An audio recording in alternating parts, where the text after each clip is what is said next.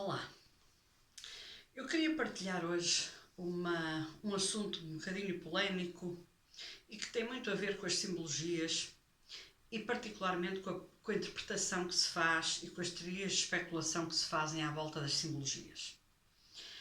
Não estou com isto a dizer que as interpretações são erradas, mas hoje eu gostaria, mais do que dar o conto da semana, dar um ponto de vista. E o ponto de vista tem a ver com nunca como agora houve tanta especulação em torno de determinados símbolos universais e de o que isso acarreta e o que está por trás desses símbolos.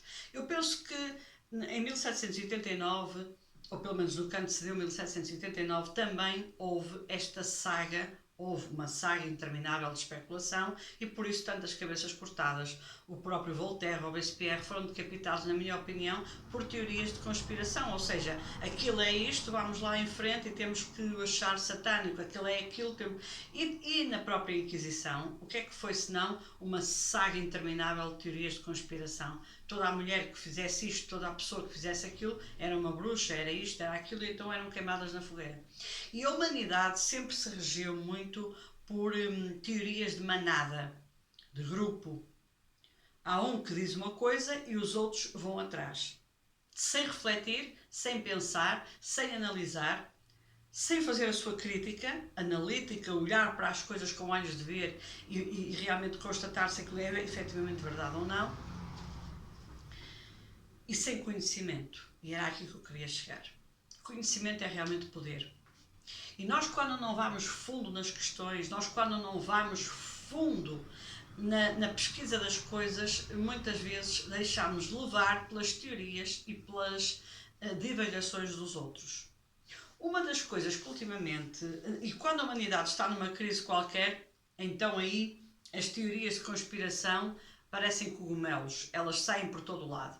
É contra sociedades secretas, inventam sociedades secretas, depois é contra seres de outros planetas porque são, como é que se chamam, reptilianos, draconianos, tudo que acaba em anos, desculpem a expressão.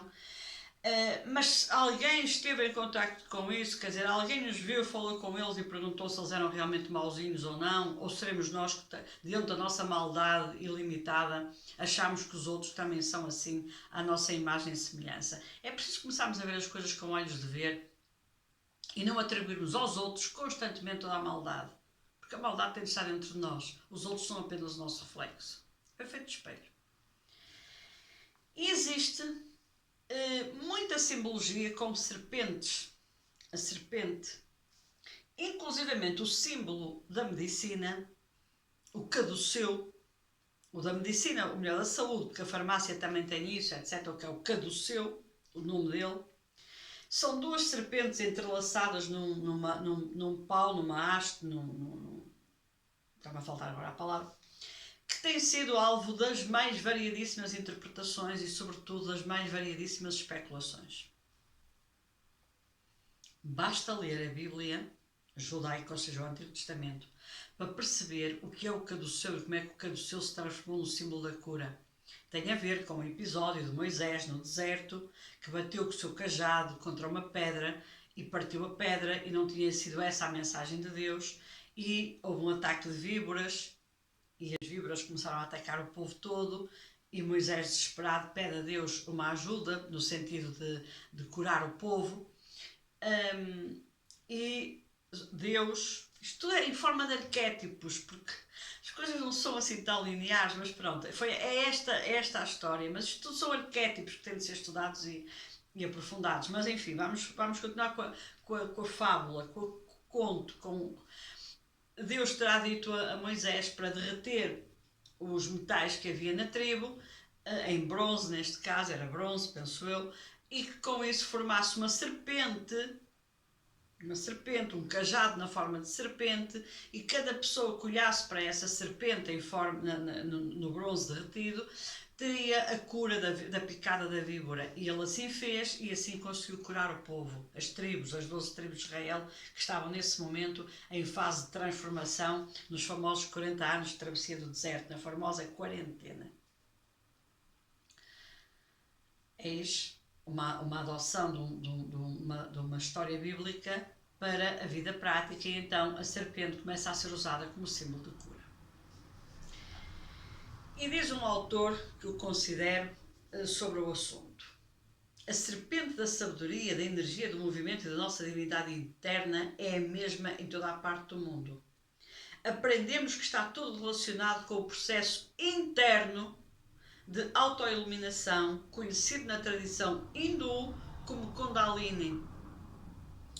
Optei pela Kundalini porque se trata de um conceito moderno que é compreendido pela maioria das pessoas. Se tivesse optado pelas Sefirotes dos cabalistas, teria tido mais dificuldade em me fazer entender por um grande número de pessoas.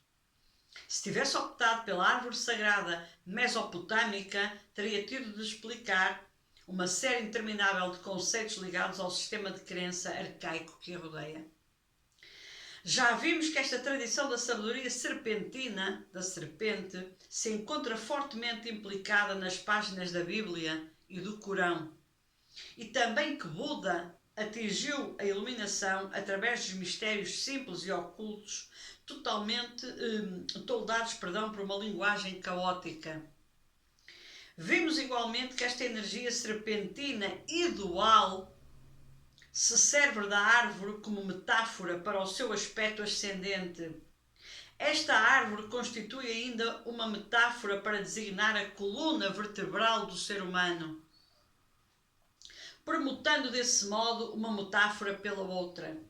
Na verdade, a árvore, o eixo, a coluna, ou o que quer que queiramos chamar-lhe, é simplesmente uma escada. Em qualquer caso, quer se trate da Kabbalah, da Kundalini, da árvore do conhecimento ou do carvalho dos druidas, o que aqui temos é um processo de crescimento que está ligado à ascensão.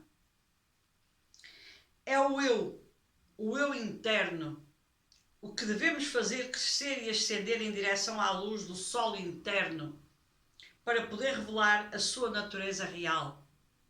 Devemos crescer ou subir, repetindo o processo uma vez e outra para aprender e adquirir mais conhecimento. Do mesmo modo que a árvore aumenta a sua força ano após ano, também nós devemos aumentar a nossa força através da nossa energia, que é a força de vontade e o conhecimento. Há umas semanas atrás, eu partilhei no meu Instagram e no meu Facebook o significado da escada de Jacob, porque num dos meus cursos falei nesse exemplo e ninguém sabia sequer, nem nunca tinha ninguém ouvido falar da escada de Jacob. Creio que pouquíssimas pessoas deram importância a essa partilha que eu fiz, com fotografias de uma escada em espiral. Aliás, até acho que eram 3 ou 4 slides, posts que eu tive de fazer para explicar melhor. É uma questão de quem quiser e estiver interessado em adquirir conhecimentos, de ir atrás ao meu Instagram ou ao meu Facebook e vai aparecer uma publicação com 3 ou 4 publicações juntas, 3 ou 4 slides, digamos assim, que tem umas escadas em espiral onde é explicada sucintamente de uma forma reduzida a escada de Jacob.